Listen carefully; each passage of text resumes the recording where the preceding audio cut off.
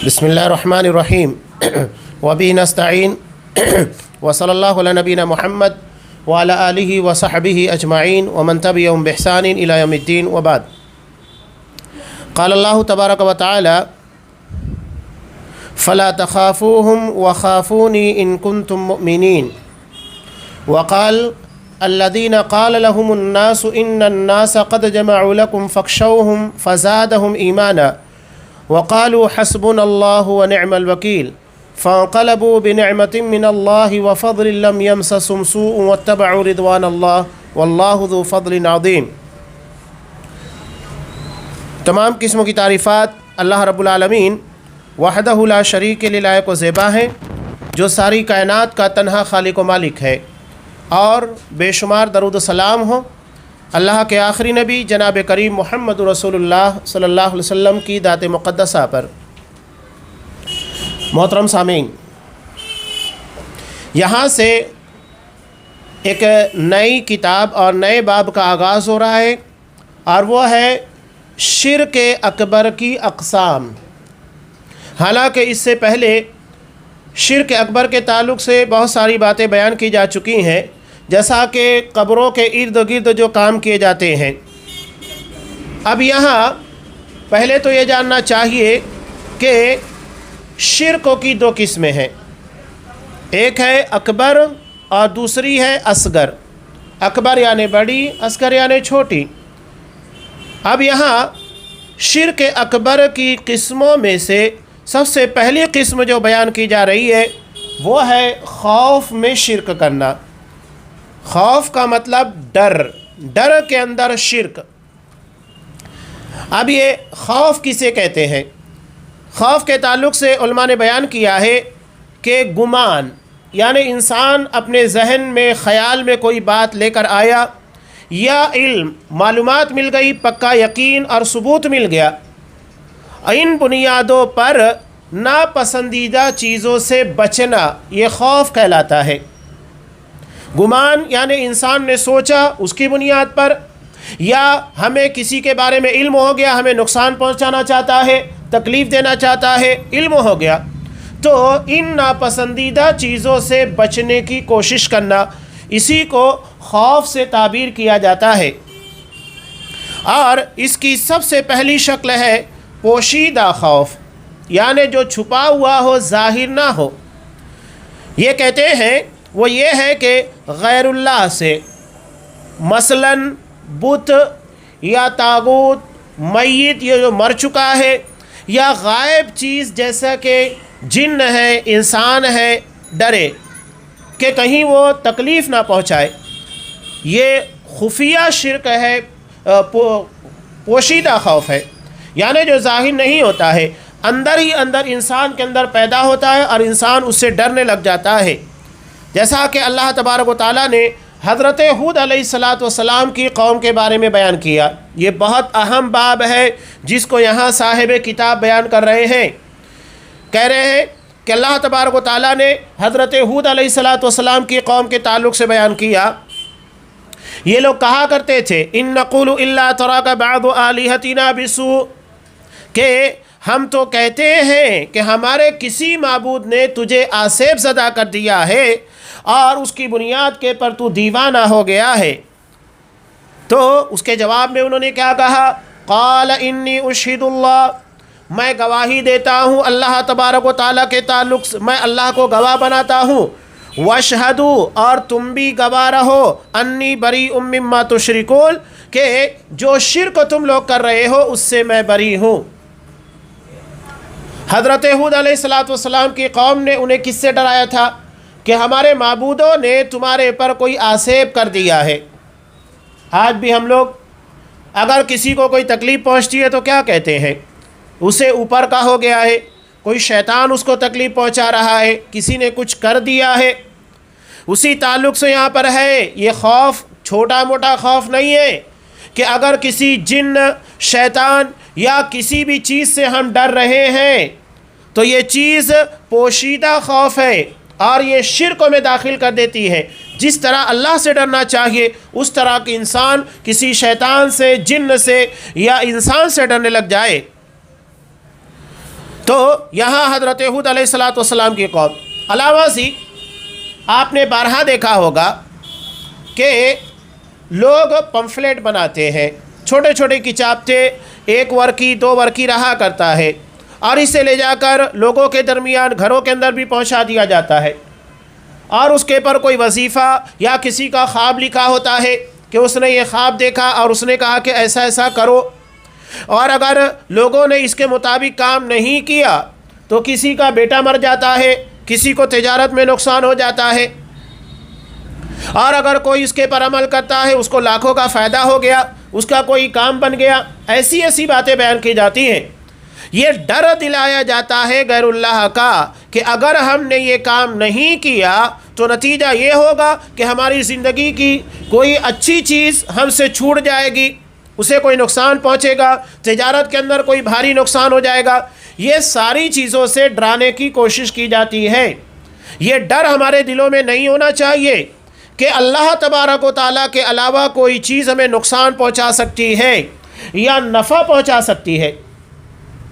نبی کریم صلی اللہ علیہ وسلم نے ان چیزوں کی تعلیم بچپن سے دی ہے، اس لیے کہ بچپن سے جو چیزیں ذہن و دماغ کے اندر بیٹھ جاتی ہے وہ پھر باہر نہیں نکلتی۔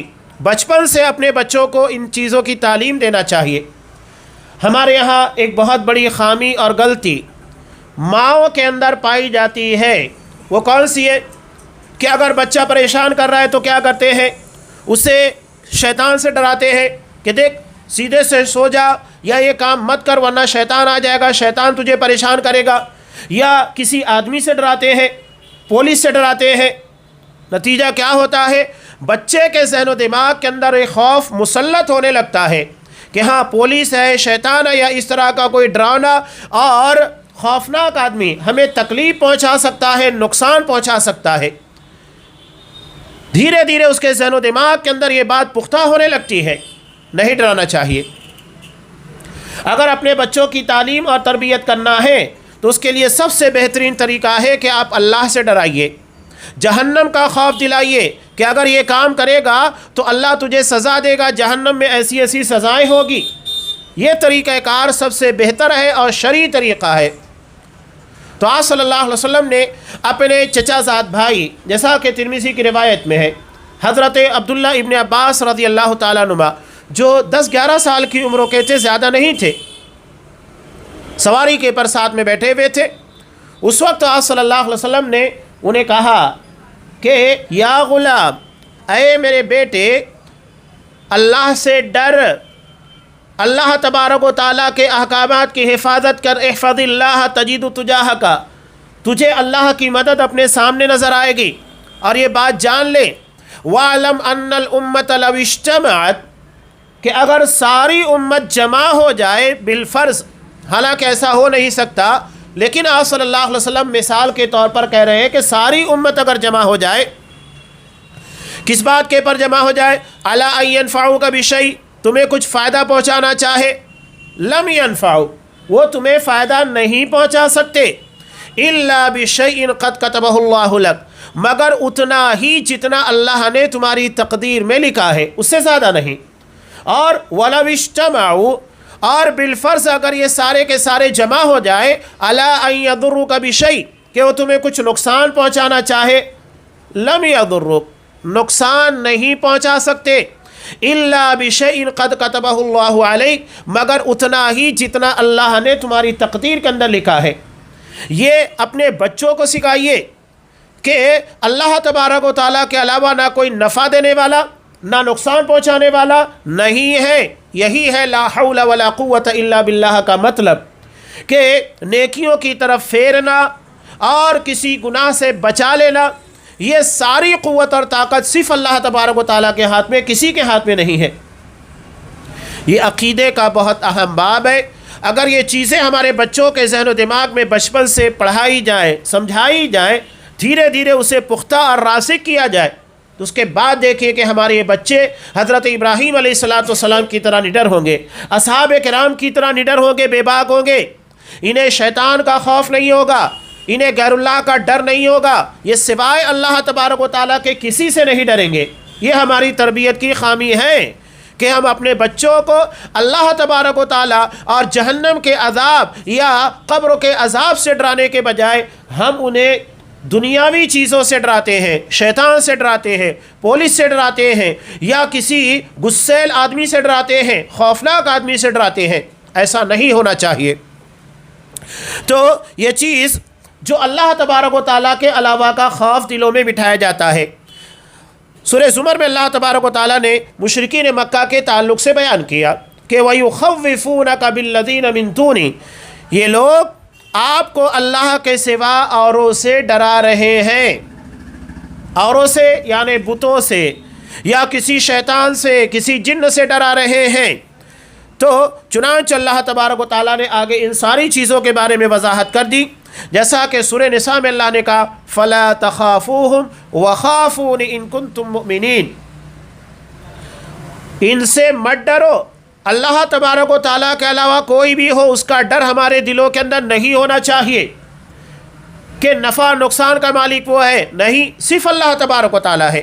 فَلَا تَخَافُوهُمْ وَخَافُونِ، صرف مجھ سے ڈرو، کافروں کا، کسی شیطان جن کا ڈر ہمارے دلوں کے اندر نہیں ہونا چاہیے۔ دوسری جگہ اللہ نے سورہ مائدہ میں کہا فَلَا تَخْشَوْهُمْ وَاخْشَوْنِ، کہ ان سے مت ڈرو، صرف مجھ سے ہی ڈرو۔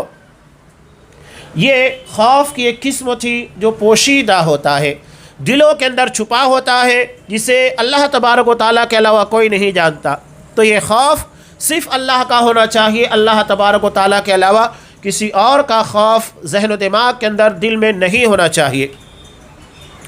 خوف کی دوسری قسم یہاں پر یہ بیان کر رہے ہیں کہ انسان بعض لوگوں کے خوف سے اس پر جو واجب ہے، یعنی جو اسے کرنا چاہیے، اسے چھوڑ دے، یعنی کسی اچھے کام، نیک کام کو لوگوں کے ڈر اور خوف کی بنیاد کے پر چھوڑ دے۔ یہ بہت اہم چیز ہے، حالانکہ یہ جو ہے حرام ہے، گرچہ یہ شرک اصغر ہے، یعنی شرک اکبر نہیں ہے جس کی بنیاد کے پر انسان دائرہ اسلام سے خارج ہو جائے اور اگر توبہ کیے بغیر مر گیا تو ہمیشہ جہنم میں رہے گا۔ یہ معاملہ ایسا نہیں ہے، یہ شرک اصغر کا معاملہ ہے، لیکن یہ حرام ہے، اس سے بھی بچنا چاہیے۔ اسی کو اللہ نے یہاں پر بیان کیا۔ یہ جنگ احد کے تناظر کے اندر آیت نازل بھی تھی، جب اصحاب کرام کو مشرکین سے ڈرایا جا رہا تھا کہ بہت بڑی تعداد جمع ہو گئی ہے اور یہ تمہارے پر حملہ کرنا چاہتے ہیں اور تمہیں نیست و نابود کر دینا چاہتے ہیں، دنیا میں تمہیں باقی نہیں رکھنا چاہتے۔ چنانچہ اللہ تبارک و تعالیٰ نے انہی لوگوں کے تعلق سے بیان کیا کہ الذین قال لهم الناس، کہ جن سے لوگوں نے کہا ان الناس قد جمعوا لکم، کہ لوگ تمہارے خلاف جمع ہو رہے ہیں، فخشوہم، پس ان سے ڈرو، ان کا ڈر تمہارے اندر پیدا ہونا چاہیے کہ دشمن تمہارے خلاف جمع ہو رہا ہے۔ تو اللہ تبارک و تعالیٰ نے کہا فزادہم ایمانا، چنانچہ ان کا ایمان بڑھ گیا، وقالوا حسبنا اللہ ونعم الوکیل، اور انہوں نے کہا کہ اللہ ہمارے لیے کافی ہے اور وہ سب سے بہترین کارساز ہے۔ ایسے موقع پر اگر کوئی ہمیں دنیا کی کسی چیز سے ڈرائے، دشمن سے ڈرائے، یا کوئی ایسی شیطان یا جن سے ڈرائے، یا کوئی بھی ایسا مصیبت کا موقع ہوتا ہے جہاں ڈر پیدا ہو سکتا ہے، وہاں یہی کہنا چاہیے حسبنا اللہ ونعم الوکیل، اللہ ہمارے لیے کافی ہے اور وہ سب سے بہترین کارساز ہے۔ حضرت ابراہیم علیہ السلام نے جب انہیں آگ میں ڈالا جانے لگا، اس وقت انہوں نے کیا کہا تھا؟ سارے لوگ تماشا دیکھ رہے تھے کہ ابھی انہیں آگ میں ڈال دیا جائے گا، بھسم ہو جائیں گے، ختم ہو جائیں گے، کوئی انہیں بچانے والا نہیں ہے۔ حالانکہ اللہ تبارک و تعالیٰ کی طرف سے فرشتہ نازل ہوا، کہا کہ اگر حکم ہو تو اس کے پر پانی برسا کر پوری آگ کو بجھا دیا جائے۔ انہوں نے کہا کہ نہیں، حسبی اللہ ونعم الوکیل، میرے لیے میرا اللہ کافی ہے اور وہ بہترین نگہبان ہے، بہترین کارساز ہے، اللہ کافی ہے۔ اور یہی چیز جو انہوں نے عقیدے کے طور پر پیش کی کہ اللہ میرے لیے کافی ہے، اللہ کافی ہو گیا، اور یہ ہوا کہ اللہ نے اس آگ کو گلے گلزار بنا دیا۔ لوگ تماشا دیکھنے کے لیے کھڑے تھے، خود تماشائی بن گئے، حیرت میں پڑ گئے کہ آگ گلے گلزار کیسے بن سکتی ہے، کہ وہ آگ جس کے قریب کوئی نہیں جا سکتا، اللہ نے حضرت ابراہیم علیہ السلام کے لیے اس آگ کو گلے گلزار بنا دیا، بہت ٹھنڈی نہیں اور نہ ہی گرم، ایسی جس میں رہنے کے قابل ہو۔ اور لوگوں نے ساری چیزوں کو دیکھا، لیکن اس کے بعد بھی ایمان لے کر نہیں آئے۔ لیکن حضرت ابراہیم علیہ السلام کے لیے تو اللہ کافی ہو گیا۔ انہوں نے اللہ پر جو اعتماد کیا، جو یقین کیا، اللہ نے اس اعتماد اور یقین کو قائم رکھا، اور حضرت ابراہیم علیہ السلام کے لیے کافی ہو گیا۔ لہذا جب ان لوگوں سے کہا گیا، اصحاب کرام سے، کہ لوگ تمہارے خلاف جمع ہیں اور وہ تمہیں ختم کر دینا چاہتے ہیں، تمہاری جان کے دشمن ہیں، تو انہوں نے کیا کہا؟ حسبنا اللہ ونعم الوکیل، اللہ ہمارے لیے کافی ہے اور وہ بہترین کارساز ہے۔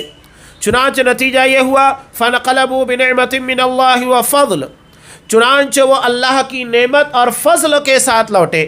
یہ عقیدے کی برکت ہے کہ انسان دیکھتا ہے کہ دشمن سروں کے پر چھا چکا ہے، وہ کبھی بھی ہمارا خاتمہ کر سکتا ہے، اس کے باوجود بھی اللہ تبارک و تعالیٰ کے علاوہ کسی کا ڈر ذہن و دماغ کے پر چھاتا نہیں ہے۔ اب یہاں آگے جو چیز بیان کی جا رہی ہے اس تناظر کے اندر، کہ انسان بعض لوگوں کے خوف سے جو واجبی چیز ہے اسے نہیں چھوڑنا چاہیے۔ اگر یہ چھوڑتا ہے، یعنی لوگوں کے ڈر سے کوئی نیکی کرنا ہے اس کو نہیں کرتا ہے، تو پھر یہ شرک اصغر ہے اور حرام کام ہے۔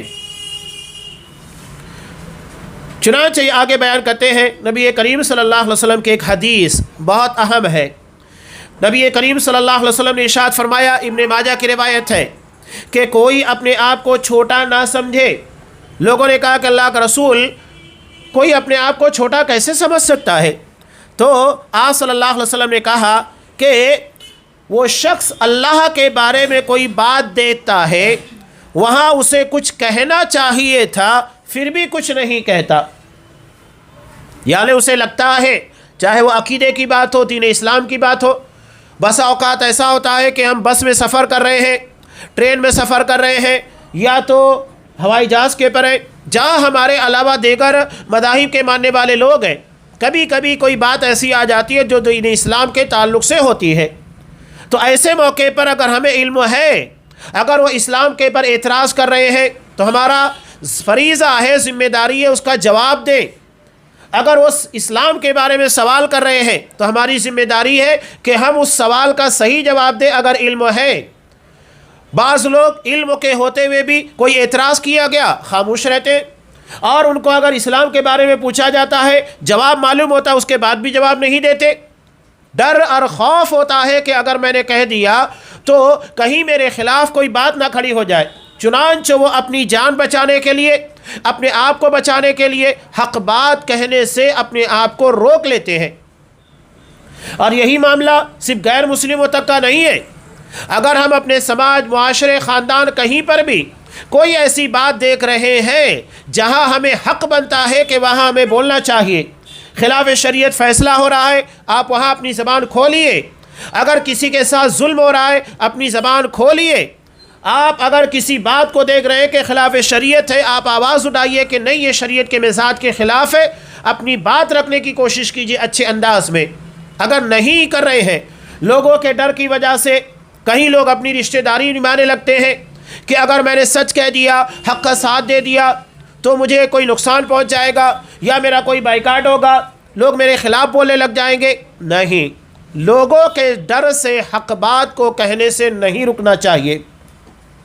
وہی چیز یہاں آپ صلی اللہ علیہ وسلم نے بیان کی ہے کہ اللہ کے بارے میں کوئی بات دیکھتا ہے، وہاں اسے کچھ کہنا چاہیے تھا پھر بھی نہیں کہتا، تو اللہ قیامت کے روز اس سے پوچھے گا، سوال کرے گا کہ کیا بات ہے کہ میرے کچھ کہنے سے، میرے تعلق سے کچھ کہنے سے تو کیوں رکا رہا؟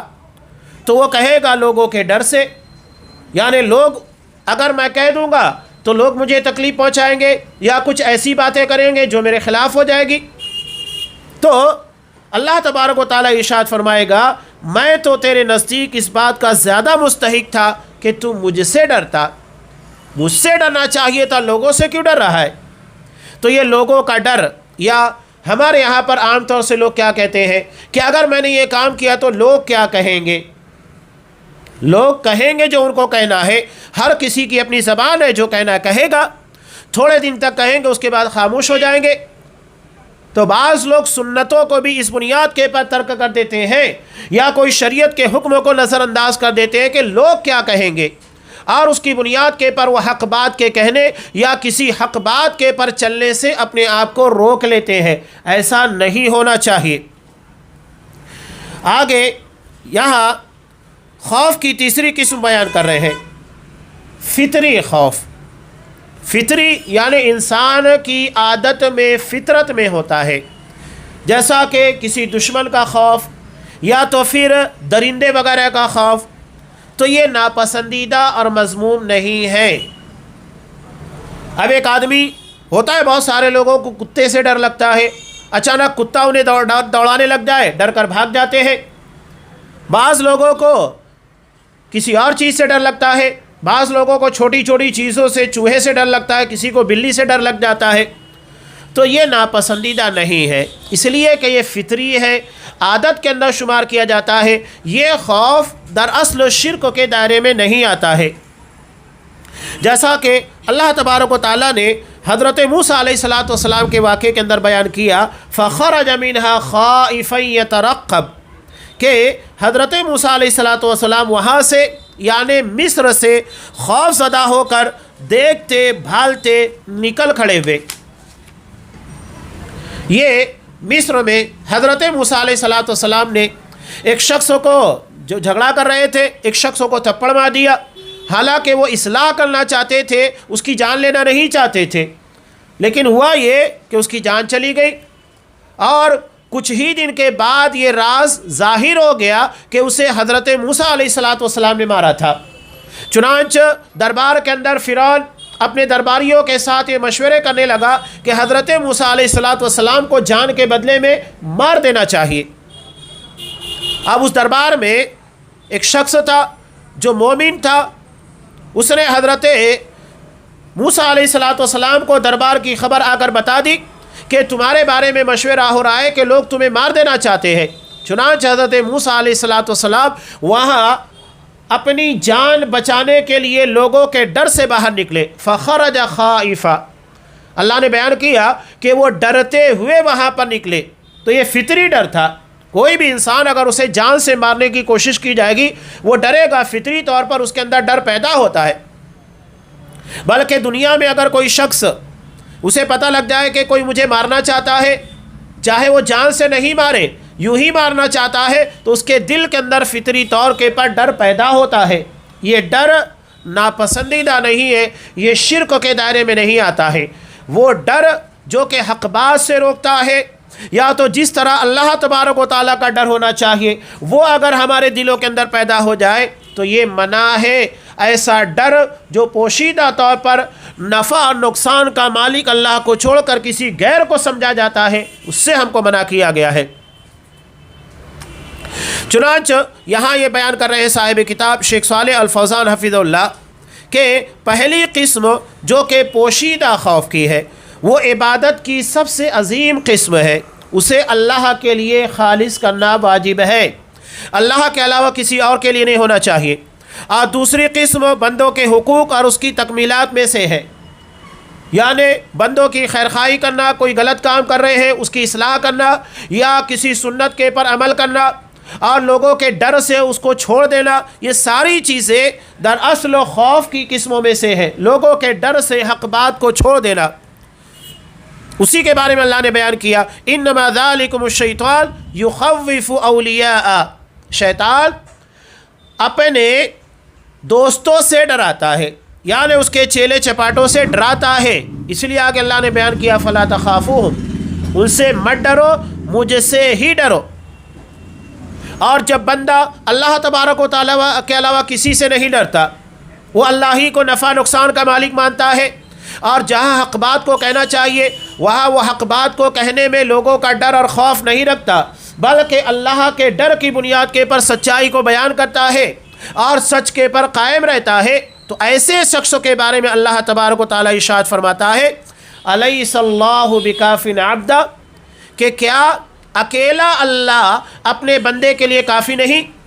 یقیناً کافی ہے، حالانکہ وَيُخَوِّفُونَكَ بِالَّذِينَ مِن دُونِي، یہ لوگ آپ کو اللہ کے سوا اوروں سے ڈرا رہے ہیں۔ نبی کریم صلی اللہ علیہ وسلم کے تعلق سے قرآن مجید کے اندر بیان کیا گیا کہ مشرکین کو آپ صلی اللہ علیہ وسلم سے ایسی حسد تھی کہ آپ کو ایسی نگاہوں سے دیکھا کرتے تھے کہ آپ کی جان لے لیں۔ قرآن نے اسی کے تعلق سے بیان کیا یُسْلِقُونَ أَبْصَارَهُمْ، کہ جب وہ آپ سے شریعت کے احکام قرآن مجید کو سنتے ہیں تو ایسے دشمنی بھری نگاہوں کے ساتھ آپ کو دیکھتے ہیں کہ وہ آپ کی جان لے لینا چاہتے ہیں۔ تو اللہ نے اسی تعلق سے بیان کیا کہ کیا اکیلا اللہ اپنے بندے کے لیے کافی نہیں؟ یقیناً کافی ہے، اور اکیلا اللہ کافی ہو گیا۔ مشرکین مکہ کیا کچھ نہیں کرنا چاہتے تھے، نہیں کر پائے، بلکہ ہجرت کی رات میں آپ صلی اللہ علیہ وسلم سارے دشمنوں کے درمیان سے نکل کر چلے آئے۔ ابو جہل وہاں مذاق اڑا رہا تھا کہ یہ ہم سے کہہ رہے تھے کہ لا الہ الا اللہ کو پڑھ لو، نتیجہ یہ ہوگا کہ اہل عرب اور عجم کے مالک بن جاؤ گے، بادشاہ بن جاؤ گے، اور آج نتیجہ یہ ہے کہ ہمارے محض اپنے فضل و کرم کے پر رکا ہوا ہے کہ اگر ہم اس کی جان لینا چاہیں تو ابھی لے سکتے ہیں۔ ہوا کیا؟ اللہ نے بڑی آسانی کے ساتھ آپ صلی اللہ علیہ وسلم کو ان لوگوں کے درمیان سے نکالا، اور آپ بحفاظت ان لوگوں کے درمیان سے نکل کر مکہ تک، مدینہ تک پہنچ گئے، کچھ کر بھی نہیں پائے۔ آگے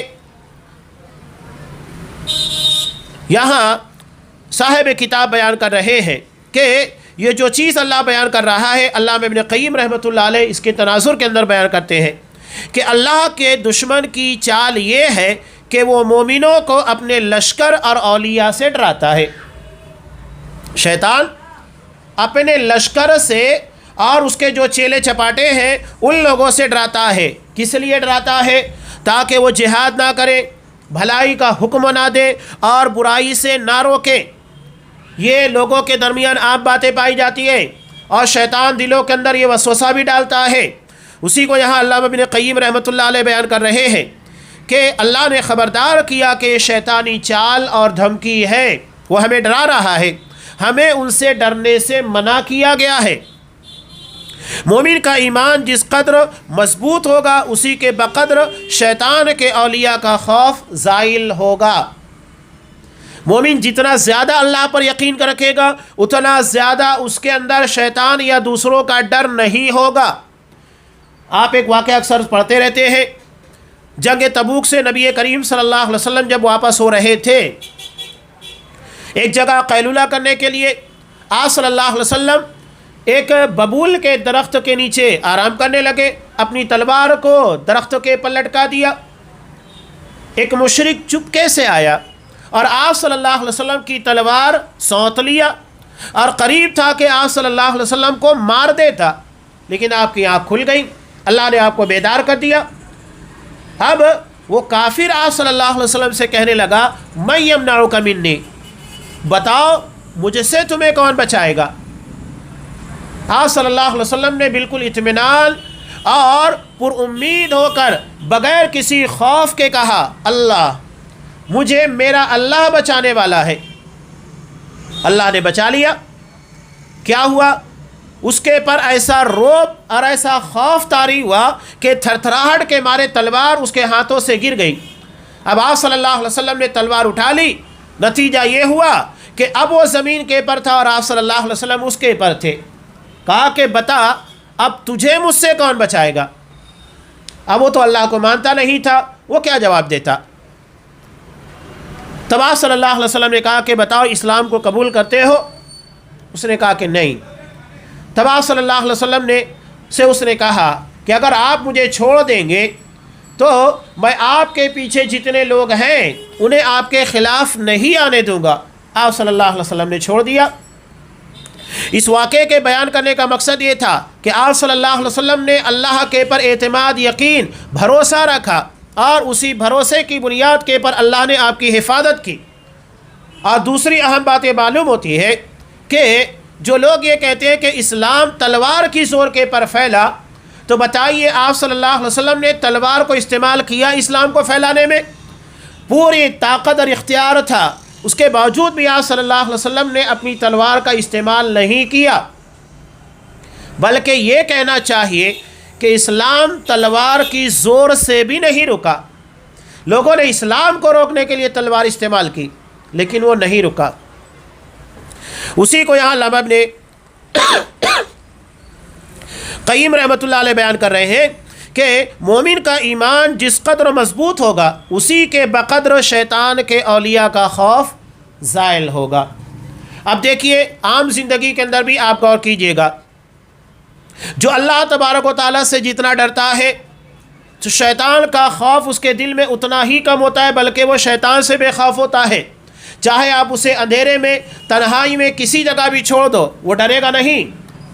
جب کہ عام لوگ جو اللہ کے پر ویسا یقین اور ایمان نہیں رکھتے، عموماً یہ ہوتا ہے کہ شیطان کی ذرا سی باتوں سے ڈر جاتے ہیں۔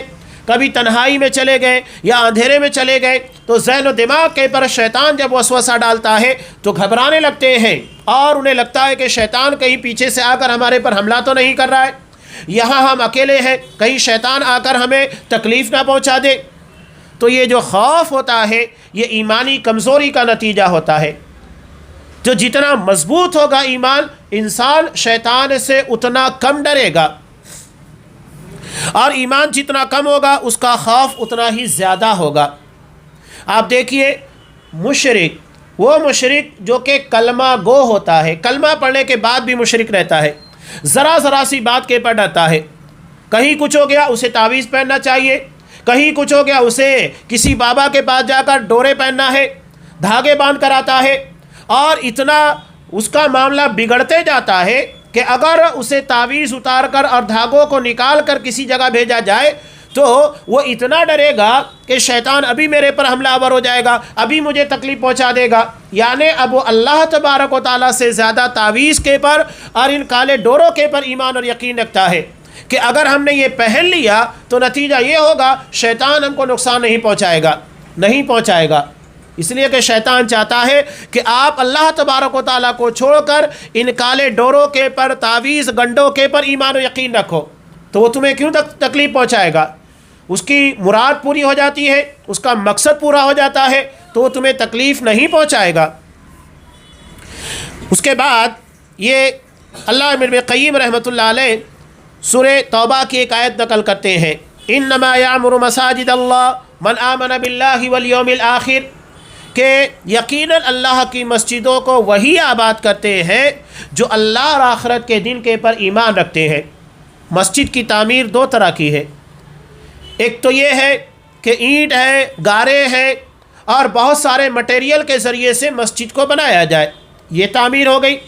اور دوسری تعمیر جو حقیقی تعمیر ہے، یعنی کتاب، اللہ کی کتاب قرآن مجید کی تلاوت کے ذریعے، نماز کے ذریعے، ذکر اذکار کے ذریعے مسجد کو آباد کیا جائے، یہ مسجد کی حقیقی تعمیر ہے، آباد کاری ہے۔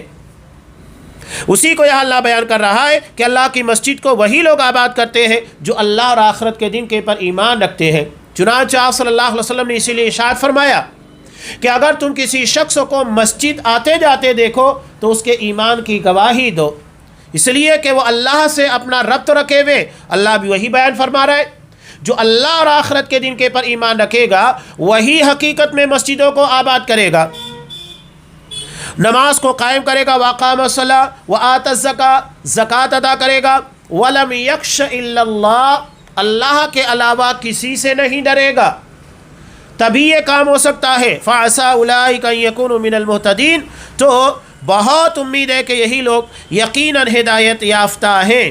تو یہاں اللہ نے خبر دی کہ مساجد کو صرف اللہ اور آخرت کے دن کے پر ایمان رکھنے والے آباد کرتے ہیں، جو اپنے دل سے ایمان لائے، اپنے اعضاء سے عمل کرتے ہیں اور خشیت میں بھی مخلص ہے۔ قرآن نے جو باتیں بیان کی، من آمن باللہ والیوم الآخر، یعنی زبان سے اللہ اور آخرت کے دن پر ایمان لائے، نماز قائم کرنا، زکوٰۃ ادا کرنا، یعنی اپنے کردار سے اللہ کی وحدانیت کی گواہی دے رہے ہیں، اور خشیت میں بھی، خوف کے معاملے میں بھی مخلص ہے، اللہ کے علاوہ کسی سے نہیں ڈرتے ہیں، تو ان لوگوں کے لیے مساجد کا آباد کرنا ثابت ہوتا ہے اس لیے کہ مساجد کی آباد کاری صرف اطاعت اور عمل صالح سے ہی ممکن ہے۔ اگر یہ کام کسی مشرک نے کیا، صاحب کتاب کہتے ہیں، تو اس کا عمل بکھرے ہوئے ذرات کی طرح ہے۔ کیوں ہے؟ اس لیے کہ وہ اللہ تبارک و تعالیٰ کو چھوڑ کر غیر اللہ سے ڈرتا ہے۔ اس کی مثال قرآن مجید نے بیان کی، کَسَرَابٍ بِقِيَّةٍ يَحْسَبُهُ الظَّمْآنُ مَاءً حَتَّى إِذَا جَاءَهُ لَمْ يَجِدْهُ شَيْئًا، کہ ان مشرکوں کا عمل سراب کی طرح ہے، جسے ہم اردو میں سراب کہتے ہیں۔ سخت گرمی کے موسم میں ہمیں ایسا لگتا ہے کہ گرمی کی شدت اور تمازت کی بنیاد کے پر ایسا لگتا ہے کہ سامنے پانی بہہ رہا ہے، حالانکہ وہ پانی نہیں ہوتا ہے۔ اسی کو قرآن مجید نے بیان کیا، جسے پیاسا دیکھنے کے بعد سمجھتا ہے کہ وہ پانی ہے، لیکن وہ پانی نہیں ہوتا۔ جب وہاں جاتا ہے تو اسے پانی بھی نہیں ملتا، کچھ بھی نہیں ملتا ہے، یہ صرف نظر کا دھوکہ ہوتا ہے۔ تو ایسے ہی مشرک کا عمل بظاہر ہمیں لگ رہا ہے کہ بڑا کام کر رہا ہے، لیکن شرک اس کے سارے اعمال کو ضائع اور برباد کر رہا ہے۔ اسی کی مثال یہاں قرآن مجید نے دی ہے۔ تو یہ خوف سے متعلق چند اہم باتیں تھیں۔ ابھی خوف کے تعلق سے چند اہم باتیں اور بھی بیان کی گئی ہے۔ انشاءاللہ آئندہ درس میں تفصیل کے ساتھ ان چیزوں کو بیان کیا جائے گا۔ دراصل صاحب کتاب کے ان چیزوں کے بیان کرنے کا مقصد یہ ہے کہ یہ بڑا اہم معاملہ ہے کہ دل میں اللہ کے علاوہ کسی اور کا خوف نہیں ہونا چاہیے۔ ایسا خوف کہ ہم یہ سمجھیں کہ وہ ہمارے نفع اور نقصان کا مالک ہے، جبکہ نفع اور نقصان کا مالک صرف اللہ تبارک و تعالیٰ ہے۔ اور وہ خوف جس کی بنیاد کے پر لوگوں کے ڈر سے حق بات کو کہنے سے رک جاتے ہیں، یہ بھی شرک اصغر میں آتا ہے، یہ بھی حرام ہے۔ البتہ فطری طور کے پر کسی چیز کا جو خوف دلوں کے اندر ہوتا ہے، ہم کسی جانور سے ڈر جاتے ہیں، یا کوئی اچانک ہمارے سامنے آ کر کود گیا اس سے ڈر جاتے ہیں، تو ایسا خوف جو فطرتاً اور عادتاً پایا جاتا ہے، یہ اللہ کے یہاں پر قابل گرفت نہیں ہے۔ ابھی تفصیل اس کی مزید باقی ہے۔